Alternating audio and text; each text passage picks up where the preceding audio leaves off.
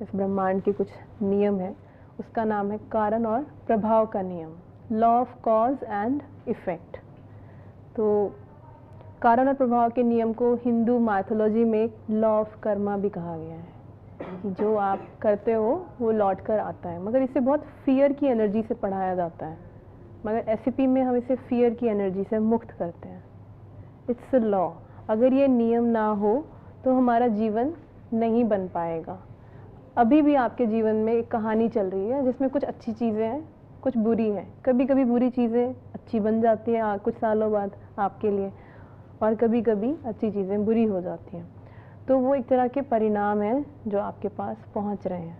आपने कुछ अच्छी एनर्जी क्रिएट की तो वापस आपके पास अच्छा ही बन के आती है। तो it's a law, it's a scientific वैज्ञानिक नियम है कि आप जब भी कुछ सोचते हो या कुछ बोलते हो या कुछ कर ही देते हो, मन से, वचन से और कर्म से, यानी कि मन में आपने सोचा तो आपने एक वाइब्रेशन क्रिएट की जो इस ऊर्जा के महासागर में, इस ब्रह्मांड में पहले नहीं थी। किसने सोचा उसको? आपने। तो उसको प्रोड्यूस किसने किया? आपने। उसके लिए फिर रिस्पॉन्सिबल कौन है?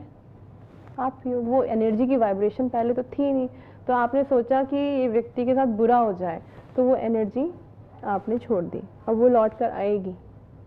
ठीक है?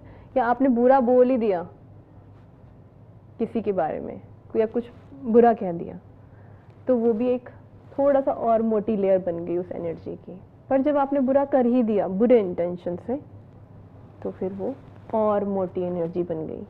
अब वो एक्शन की बन गई, कर्म की एनर्जी, जो कि लौटकर आपके पास आएगी, आपके पड़ोसी के पास नहीं आएगी।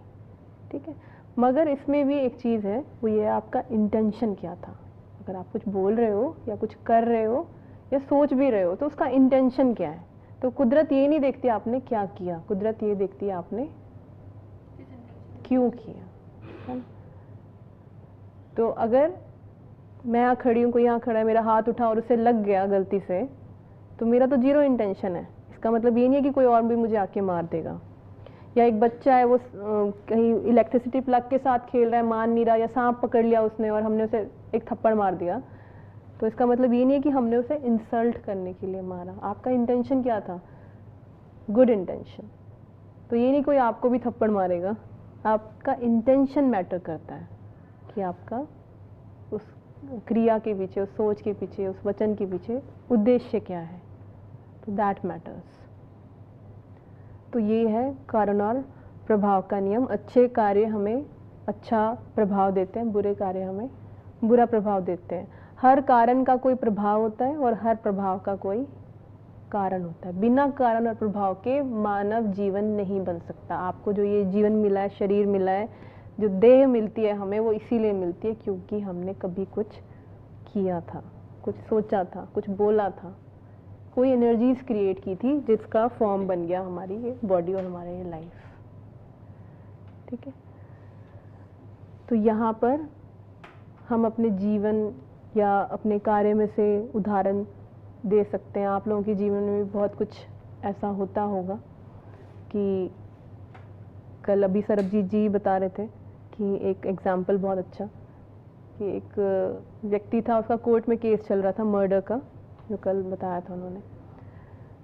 तो उसने बहुत कहा जज को कि ये खून मैंने नहीं किया। वो बोलता रहा कि मैंने खून नहीं किया, मैंने खून नहीं किया, और लग रहा था कि वो सच भी बोल रहा है।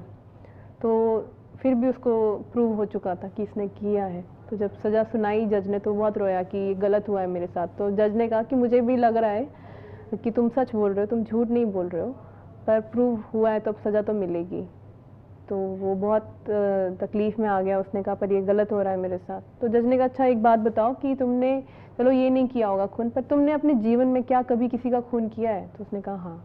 तो उसने कहा तो अब ये सोच लो, यही उसकी सज़ा तुम्हें इस रूप में मिल गई, चाहे तुमने ये वाला किया था या नहीं किया था। तो जो आपने किया है वो लौट कर आएगा। It's a scientific law that energy goes and come backs to the producer, not to anyone else.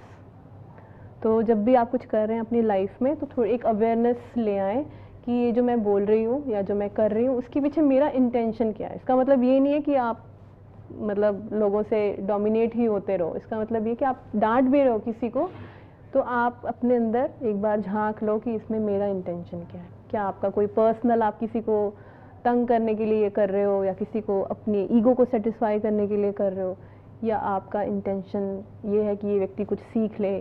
कुछ भी इंटेंशन हो सकता है, तो वो आप एक बार अपने आप से पूछ लें कि इस काम के पीछे मेरा उद्देश्य पर्सनल है या गलत है, बैड है, गुड है, क्या है। तो उससे आपका जीवन थोड़ा लेस कॉम्प्लिकेटेड और ज़्यादा इजी होने लगेगा। आपको अच्छे प्रभाव आने लगेंगे लाइफ में, अच्छे लोग आने लगेंगे आपके जीवन में, अच्छी अपॉर्चुनिटीज़ आने लगेंगी अगर आप अच्छे ही अच्छे इंटेंशन वाले काम करते जाओगे। This is the law of cause and effect. That's it.